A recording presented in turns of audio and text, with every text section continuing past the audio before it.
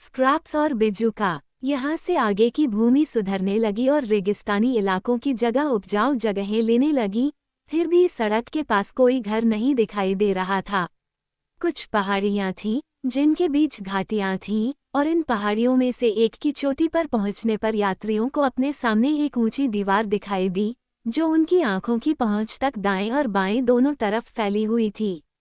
उनके ठीक सामने, जहां दीवार सड़क को पार करती थी, वहां एक गेट था जिसमें ऊपर से नीचे तक फैली हुई लोहे की मोटी सलाखें थीं।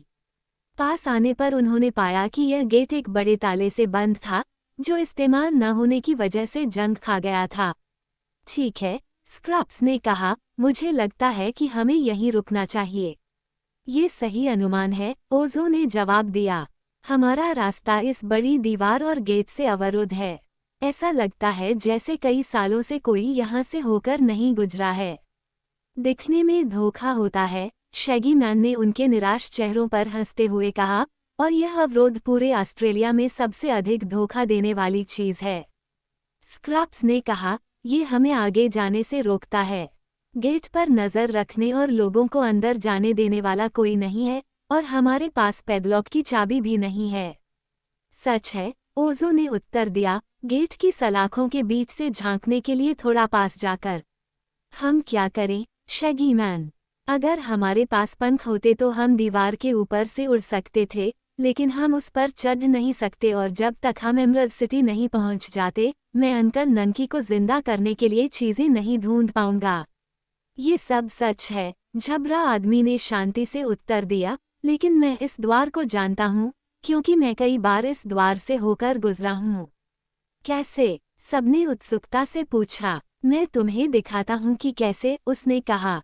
उसने ओज़ो को सड़क के बीच में खड़ा किया और स्क्रैप्स को उसके ठीक पीछे खड़ा किया, उसके गद्देदार हाथ उसके कंधों पर थे। पैचवर्क गर्ल के बाद वूजी आया, जिसने उसकी स्कर्ट का एक हिस्सा अपने मुंह में पकड़ रखा था। फिर, सबसे आखिर में, ग्लास कैट थी, जिसने अपने कांच के जबड़े से वूजी की पूंछ को मजबूती से पकड़ रखा था। अब, झबरा आदमी ने कहा, आप सभी को अपनी आंखें कसकर बंद करनी होंगी, और उन्हें तब तक बंद रखना होगा जब तक मैं आपको उन्हें खोलने के लिए न कहूं। मैं नहीं कर सकता, स्क्रैप्स ने आपत्ति जताई।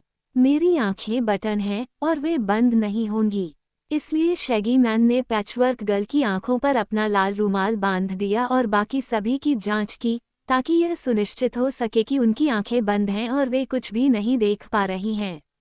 अंधे आदमी का खेल क्या है? स्क्रैप्स ने पूछा। चुप रहो, शैगी मैन ने सख्ती से आदेश दिया।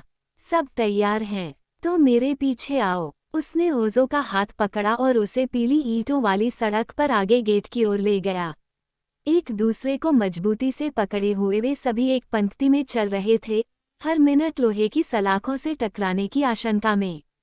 शैगी मैन ने भी अपनी आंखें बंद कर रखी थीं, लेकिन फिर भी सीधे आगे बढ़ रहा था, और जब वह वास्तव में गिनती के अनुसार 100 कदम चल चुका था, तो वह रुक गया और बोला, अब आप अपनी आंखें खोल सकते हैं।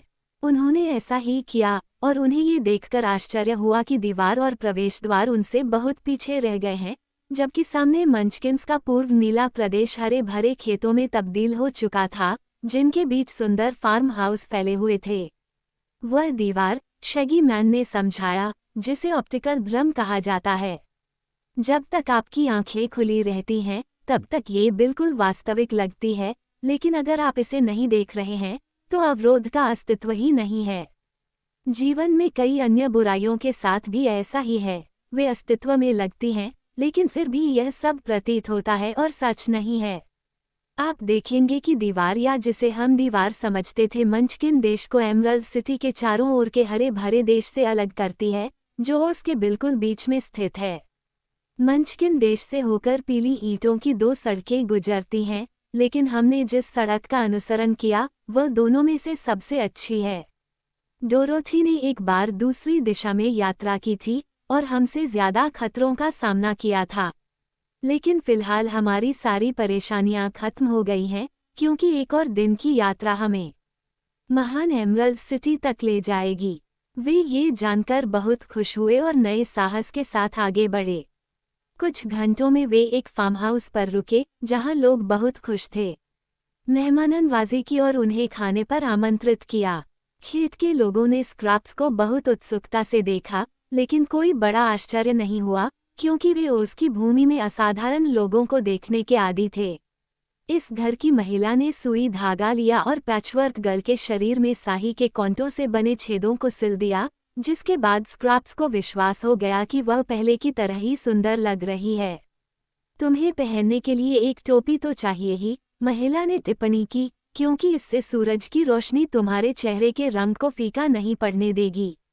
मेरे पास कुछ पैच और स्क्रैप रखे हुए हैं, और अगर तुम 2 या 3 दिन इंतजार करोगी तो मैं तुम्हारे लिए एक सुंदर टोपी बना दूंगी जो तुम्हारे बाकी शरीर से मेल खाएगी। टोपी की तो बात ही छोड़ो, स्क्रैप्स ने अपनी सूत की चोटियां हिलाते हुए कहा, यह एक अच्छा प्रस्ताव है, लेकिन हम रुक नहीं सकते। मुझे अभी तक नहीं दिख रहा कि मेरे रंग में एक कण भी फीका पड़ा है, क्या तुम्हें दिख रहा है? कुछ खास नहीं, महिला ने जवाब दिया। आप अपनी लंबी यात्रा के बावजूद अभी भी बहुत खूबसूरत हैं। घर के बच्चे ग्लास कैट को खेलने के लिए अपने पास रखना चाहते थे, इसलिए बंगल को एक अच्छा घर देने की पेशकश की गई, यदि वह वहीं रहे, लेकिन बिल्ली ओजो के कारनामों में बहुत अधिक रुचि रखती थी और रुकने से इनकार कर रही थी। बच्चे बहुत ही उग्र साथी होते हैं, उसने झबरा आदमी से कहा, और यद्यपि यह घर कुटिल जादूगर के घर से अधिक सुखद है, फिर भी मुझे डर है कि लड़के लड़कियां मुझे जल्दी ही टुकड़े टुकड़े कर देंगे। आराम करने के बाद उन्होंने अपनी यात्रा पुनः शुरू की। उन्होंने पाया कि अब सड़क चिकनी और चलने में सुखद थी तथा जैसे जैसे वे एमरल्ड सिटी के निकट पहुंच रहे थे, देश और अधिक सुंदर होता जा रहा था। धीरे धीरे ओजो हरी घास पर चलने लगा और अपने चारों ओर ध्यान से देखने लगा। आप क्या खोजने की कोशिश कर रहे हैं? स्क्रैप्स ने पूछा। एक 6 पत्ती वाला तिपतिया घास, उसने कहा। ऐसा मत करो, शैगी मैन ने गंभीरता से कहा। 6 पत्तों वाला तिपतिया घास चुनना कानून के खिलाफ है। आपको ओज़मा की सहमति मिलने तक इंतजार करना होगा। उसे यह पता नहीं चलेगा, लड़के ने कहा। ओज़मा बहुत सी बातें जानती है, शैगी मैन ने कहा। उसके कमरे में एक जादुई तस्वीर है जो वो उसकी भूमि में हर वो दृश्य दिखाती है जहां अजनबी या यात्री होते हैं। वह शायद अभी भी हमारी तस्वीर देख रही होगी, और हम जो कुछ भी करते हैं, उस पर ध्यान दे रही होगी। क्या वह हमेशा मैजिक पिक्चर देखती है? ओज़ो ने पूछा। हमेशा नहीं, क्योंकि उसके पास करने के लिए और भी बहुत से काम होते हैं, लेकिन जैसा कि मैंने कहा, हो सकता है कि वह इस क्षण हम पर नज़र रख रही हो। मुझे परवाह नहीं है, ओज़ो ने जिद्दी स्वर में कहा। ओज़मा केवल एक लड़की है। झबरा आदमी ने आश्चर्य से उसकी ओर देखा। तुम्हें ओज़मा की देखभाल करनी चाहिए, उसने कहा, अगर तुम अपने चाचा को बचाना चाहते हो। क्योंकि अगर तुम हमारे शक्तिशाली शासक को नाराज करोगे, तो तुम्हारी यात्रा निश्चित रूप से विफल साबित होगी, जबकि अगर तुम ओज़मा से दोस्ती करोगे, तो वह खुशी खुशी तुम्हारी मदद करेगी। जहाँ तक उसके लड़की होने का सवाल है, यह एक और कारण है कि अगर तुम विनम्र और शिष्ट हो, तो तुम्हें उसके नियमों का पालन करना चाहिए।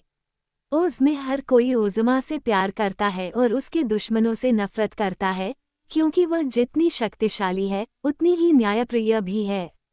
ओज़ो कुछ देर तक उदास रहा, लेकिन आखिरकार सड़क पर लौट आया और हरे तिपतिया घास से दूर रहने लगा। लड़का 1-2 घंटे तक उदास और चिड़चिड़ा रहा, क्योंकि उसे 6 पत्तों वाला तिपतिया घास मिलने पर उसे तोड़ने में कोई बुराई नहीं दिख रही थी, और शैगी मैन ने जो कुछ भी कहा था, उसके बावजूद वह ओज़मा के कानून को अन्यायपूर्ण मानता था। वे जल्द ही ऊंचे और आलीशान पेड़ों के एक खूबसूरत उपवन में पहुंच गए, जिसके बीच से सड़क तीखे मोड़ों में मुड़ती थी, पहले एक तरफ और फिर दूसरी तरफ। जब वे इस उपवन से गुजर रहे थे, तो उन्होंने दूर से किसी को गाते हुए सुना, और आवाज़ें धीरे धीरे नज़दीक आती गईं, जब तक कि वे शब्दों को पहचान नहीं पाए। हालांकि सड़क के मोड़ ने अभी भी गायक को छिपा दिया था। गाना कुछ इस तरह था। यहाँ है पुआल की स्वस्थ पुरानी गठरी, ये लहराते अनाज से काटा गया है। ये सबसे मधुर दृश्य है जो मनुष्य ने कभी देखा है, जंगल में, घाटियों में या मैदानों में। यह मुझे अपार खुशी से भर देता है। देखने में एक पुआल का ढेर, तब के लिए मैं इस भाग्यशाली लड़के को पैद करता हूँ, पीले सोने की लड़ियों के साथ। आह! झबरा आदमी चिल्लाया, यह मेरा दोस्त बेजुका आ रहा है। क्या, एक जीवित बेजुका? ओज़ो ने पूछा। हाँ, वही जिसके बारे में मैंने तुम्हें बताया था। वो एक शानदार आदमी है और बहुत बुद्धिमान है। तुम्हें वह पसंद आएगा, मुझे यकीन है। तभी ऑस्ट्रेलिया का प्रसिद्ध बेजुका सड़क के मोड़ पर आया। वह एक लकड़ी के घोड़े पर सवार था जो इतना छोटा था कि उसके सवार के पैर लगभग जमीन को छू रहे थे। बेजुका ने मंचकिंस की नीली पोशाक पहनी हुई थी, जिस देश में वह बना था, और उसके सिर पर एक नुकीला टोपी थी जिसके किनारे पर झंझनाती घंटियां लगी हुई थीं। उसे आकार में रखने के लिए उसकी कमर के चारों ओर एक रस्सी बांधी गई थी, क्योंकि उसके सिर के ऊपरी हिस्से को छोड़कर उसके हर हिस्से में पुआल भरा हुआ था, जहां एक समय में वो उसके जादूगर ने उसकी बुद्धि को तेज करने के लिए सुइयों और पिनों के साथ चूरा रखा था। सिर खुद कपड़े का एक थैला था, जिसे गर्दन पर शरीर से बांधा गया था, और इस थैले के सामने चेहरे, कान, आंखें, नाक और मुंह को चित्रित किया गया था। बेजुका का चेहरा बहुत दिलचस्प था, क्योंकि उस पर एक हास्यपूर्ण और फिर भी आकर्षक भाव था, हालांकि उसकी एक आंख दूसरी से थोड़ी बड़ी थी और कान एक जैसे नहीं थे। जिस मंचकिन किसान ने बेजुका बनाया था, उसने उसे अच्छी तरह से सिलना भूल गया था और इसलिए जिस भूसे से उसे भरा गया था, वह सीवनों के बीच से बाहर निकल आया था। उसके हाथों में गद्देदार सफ़ेद दस्ताने थे, जिनकी उंगलियां लंबी और थोड़ी ढीली थीं, और उसके पैरों में उसने नीले चमड़े के मंचकिन जूते पहने थे, जिनके ऊपरी हिस्से पर चौड़े मोड़ थे। आरा घोड़ा अपने सवार की तरह ही जिज्ञासु था। शुरू में उसे लकड़ियों को काटने के लिए इतनी बेरहमी से बनाया गया था कि उसका शरीर एक लट्ठे की छोटी लंबाई का रह गया था, और उसके पैर मोटी शाखाएं थीं जो शरीर में बने 4 छेदों में फिट की गई थीं। पूंछ एक छोटी शाखा से बनी थी जिसे लॉग पर छोड़ दिया गया था, जबकि सिर शरीर के एक छोर पर एक नुकीला उभार था। लकड़ी की 2 गांठों ने आंखें बनाईं और मुंह लॉग में काटा गया एक घाव था। जब सॉहर्स पहली बार जीवित हुआ तो उसके कान बिल्कुल नहीं थे, और इसलिए वह सुन नहीं सकता था, लेकिन उस समय उसका मालिक जो लड़का था, उसने छाल से 2 कान काटकर सिर में लगा दिए थे, जिसके बाद सॉहर्स ने बहुत स्पष्ट रूप से सुना। यह विचित्र लकड़ी का घोड़ा राजकुमारी ओज़मा का बहुत पसंदीदा था, जिसने इसके पैरों के निचले हिस्से में सोने की पट्टियां लगवा दी थीं, ताकि लकड़ी घिस न जाए। इसकी काठी सोने के कपड़े से बनी थी, जिस पर बहुमूल्य रत्न जड़े हुए थे। इस पर कभी लगाम नहीं लगाई गई थी। जैसे ही बेजुका यात्रियों के दल के सामने आया, उसने अपने लकड़ी के घोड़े की लगाम खींची और घोड़े से उतरकर, मुस्कुराते हुए सिर हिलाकर शैगी मैन का अभिवादन किया। फिर वह आश्चर्य से पैचवर्क गर्ल को देखने लगा, जबकि वह भी उसे घूर रही थी।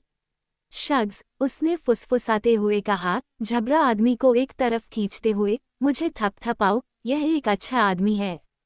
जबकि उसका दोस्त बेजुका के शरीर पर मुक्का मार रहा था और थपथपा रहा था, ताकि उसके उभरे हुए हिस्से को सीधा किया जा सके, स्क्रैप्स ओज़ो की ओर मुड़ा और फुसफुसाया, कृपया मुझे बाहर निकालो, मैं इतना चलने से बुरी तरह से झुक गया हूँ और पुरुषों को एक आलीशान व्यक्ति देखना पसंद है।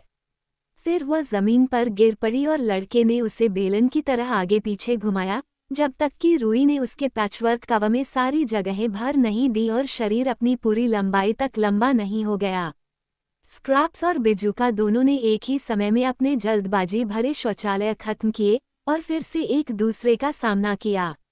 मुझे अनुमति दीजिए, मिस पैचवर्क, शैगी मैन ने कहा, मैं अपने मित्र ऑस्ट्रेलिया के राइट रॉयल बेजुका से आपका परिचय कराऊंगा। बेजुका, यह मिस स्क्रैप्स पैचेज है। स्क्रैप्स, ये बेजुका है। Bazooka scraps, scraps Bazooka. वे दोनों बहुत गरिमा के साथ झुके। इतनी बुरी तरह से घूरने के लिए मुझे माफ कर दो, बेजुका बोला, लेकिन तुम सबसे खूबसूरत नज़ारा हो जो मेरी आंखों ने कभी देखा है। यह उस व्यक्ति की ओर से बहुत बड़ी प्रशंसा है जो स्वयं इतना सुंदर है। स्क्रैप्स ने बड़बड़ाते हुए अपना सिर नीचे झुकाकर अपनी आंखें नीची कर लीं। लेकिन मुझे ये बताओ, अच्छे महोदय, क्या आप थोड़े ढेलेदार नहीं हैं? हाँ, बिल्कुल, यह मेरा स्ट्रॉ है, तुम्हें पता है। इसे समतल रखने के मेरे सभी प्रयासों के बावजूद कभी कभी यह गुच्छों में बंट जाता है। क्या तुम्हारा स्ट्रॉ कभी गुच्छों में नहीं बंटता?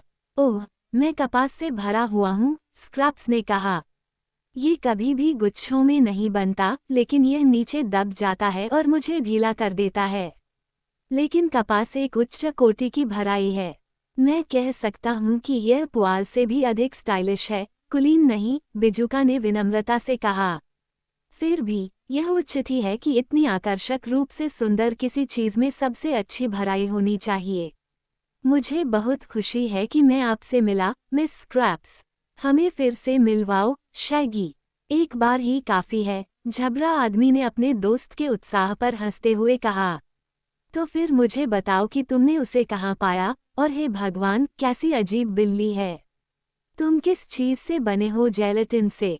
शुद्धकांच, बिल्ली ने उत्तर दिया, बिजुका का ध्यान आकर्षित करने पर गर्व करते हुए। मैं पैचवर्क लड़की से कहीं अधिक सुंदर हूँ। मैं पारदर्शी हूँ, और स्क्रैप्स नहीं है। मेरे पास गुलाबी दिमाग है, आप उन्हें काम करते हुए देख सकते हैं।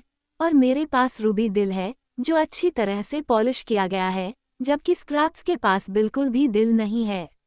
मेरे पास अब और नहीं है, बिजुका ने स्क्रैप्स से हाथ मिलाते हुए कहा, मानो उसे इस बात पर बधाई दे रहा हो। मेरा एक दोस्त है, टिन वुडमैन, जिसके पास दिल है, लेकिन मुझे लगता है कि मैं इसके बिना भी बहुत अच्छा काम चला लेता हूँ। और इसलिए अच्छा, यहाँ एक छोटा मंचकिन लड़का भी है। हाथ मिलाओ, मेरे छोटे दोस्त। तुम कैसे हो? ओजो ने अपना हाथ उस ढीले ढाले दस्ताने में डाला जो बिजुका का हाथ था, और बिजुका ने उसे इतने प्यार से दबाया कि उसके दस्ताने में लगा तिनका चटक उठा। इस बीच वूजी सोहस के पास पहुंच गया और उसे सूंघने लगा। सोहस को ये परिचय नापसंद था और उसने अचानक एक लात मारी और अपने सुनहरे जूते वाले पैर से वूजी के सिर पर जोरदार वार किया। ये ले लो, राक्षस! वो गुस्से से चिल्लाया। वूजी ने कभी पलक तक नहीं झपकाई। निश्चित रूप से, उसने कहा, मुझे जो भी करना होगा मैं स्वीकार करूंगा। लेकिन मुझे गुस्सा मत दिलाओ, तुम लकड़ी के जानवर, नहीं तो मेरी आंखों में आग लग जाएगी और तुम जल जाओगे।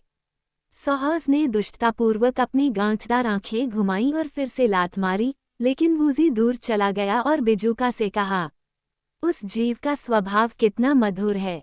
मैं तुम्हें सलाह देता हूँ कि तुम उसे जलावन की लकड़ी के रूप में काट लो और मुझ पर सवार हो जाओ।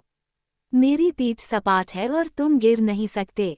मुझे लगता है कि परेशानी यह है कि आपको ठीक से परिचय नहीं कराया गया है, बिजुका ने बहुत आश्चर्य से वूजी को देखते हुए कहा, क्योंकि उसने पहले कभी ऐसा अजीब जानवर नहीं देखा था।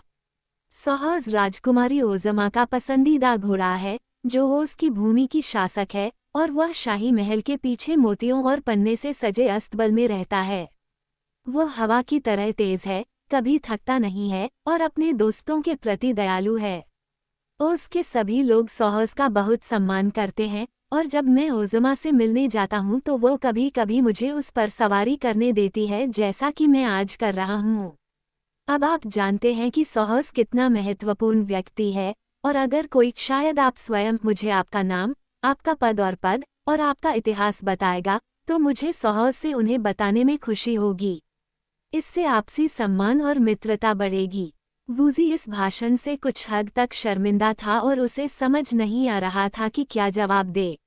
लेकिन ओज़ो ने कहा, इस चौकोर जानवर को वूजी कहा जाता है, और वह ज्यादा महत्वपूर्ण नहीं है सिवाय इसके कि उसकी पूंछ की नोक पर 3 बाल उगते हैं। बिजुका ने देखा तो पता चला कि यह सच था, लेकिन उसने हैरान होकर कहा, वे 3 बाल महत्वपूर्ण क्यों हैं? शैगी मैन के पास हजारों बाल हैं, लेकिन किसी ने कभी उस पर महत्वपूर्ण होने का आरोप नहीं लगाया।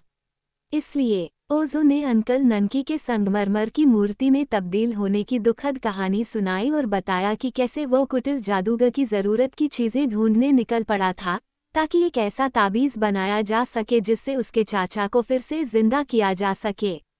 एक शर्त वूजी की पूंछ से 3 बाल लाने की थी, लेकिन बाल नहीं खींच पाने के कारण उन्हें वूजी को अपने साथ ले जाना पड़ा। बिजुका ये सुनते हुए गंभीर हो गया और उसने कई बार अपना सिर हिलाया, मानो वह असहमति जता रहा हो। हमें इस मामले में ओज़मा से मिलना चाहिए, उसने कहा। वो कुटिल जादूगर बिना लाइसेंस के जादू करके कानून तोड़ रहा है, और मुझे यकीन नहीं है कि ओज़मा उसे आपके चाचा को जिंदा करने की अनुमति देगा। मैंने पहले ही लड़के को इसके बारे में चेतावनी दे दी है, झबरा आदमी ने घोषणा की। इस पर ओज़ो रोने लगा। मुझे मेरा अंकल ननकी चाहिए, उसने चिल्लाकर कहा। मुझे पता है कि उसे कैसे जिंदा किया जा सकता है, और मैं ये करने जा रहा हूँ, ओज़मा हो या न हो। इस लड़की शासक को मेरे अंकल ननकी को हमेशा के लिए मूर्ति बनाकर रखने का क्या अधिकार है? अभी इस बारे में चिंता मत करो, बिजुका ने सलाह दी। एमरल्ड सिटी जाओ, और जब तुम वहां पहुंचो तो शैगी मैन को डोरोथी से मिलवाने के लिए ले जाओ। उसे अपनी कहानी बताओ और मुझे यकीन है कि वो तुम्हारी मदद करेगी। डोरोथी ओज़मा की सबसे अच्छी दोस्त है, और अगर तुम उसे अपने पक्ष में कर सको तो तुम्हारे चाचा फिर से सुरक्षित रह पाएंगे। फिर वह वूजी की ओर मुड़ा और बोला, मुझे डर है कि तुम इतने महत्वपूर्ण नहीं हो कि तुम्हें सौहौस से मिलवाया जाए। आखिरकार मैं उससे बेहतर जानवर हूँ, वूजी ने गुस्से से जवाब दिया। मेरी आंखें आग उगल सकती हैं, लेकिन उसकी नहीं। क्या ये सच है? बिजुका ने मंचकिन लड़के की ओर मुड़कर पूछा। हाँ, ओज़ो ने कहा, और बताया कि कैसे वूजी ने बाड़ में आग लगा दी थी। क्या आपकी कोई अन्य उपलब्धि है? बिजुका ने पूछा। मेरी आवाज़ बहुत भयानक होती है, यानी कभी कभी, वूजी ने कहा, जबकि स्क्रैप्स हंस रहा था और शैगी मैन मुस्कुरा रहा था। लेकिन पैचवर्क गर्ल की हंसी ने बिजुका को वूजी के बारे में सब कुछ भूलने पर मजबूर कर दिया। उसने उससे कहा, आप कितनी सराहनीय युवती हैं और कितनी अच्छी संगति। हमें बेहतर परिचित होना चाहिए, क्योंकि इससे पहले मैंने कभी भी ऐसे सुंदर रंग या ऐसे स्वाभाविक, सरल व्यवहार वाली लड़की नहीं देखी। कोई आश्चर्य नहीं कि वे तुम्हें बुद्धिमान बिजुका कहते हैं, स्क्रैप्स ने उत्तर दिया। जब तुम एमरल्ड सिटी पहुंचोगे तो मैं तुम्हें फिर से देखूंगा, बिजुका ने आगे कहा। अभी मैं एक पुरानी दोस्त से मिलने जा रहा हूँ, एक साधारण युवती जिसका नाम जिंजुर है, जिसने मेरे लिए मेरे बाएं कान को फिर से रंगने का वादा किया है। आपने देखा होगा कि मेरे बाएं कान का रंग उखड़ गया है और फीका पड़ गया है, जिससे उस तरफ मेरी सुनने की क्षमता प्रभावित होती है। जब भी मैं मौसम की वजह से थक जाता हूँ तो जिंजुर हमेशा मुझे ठीक कर देती है। आप एमरल्ड सिटी में कब तक वापस आने की उम्मीद करते हैं?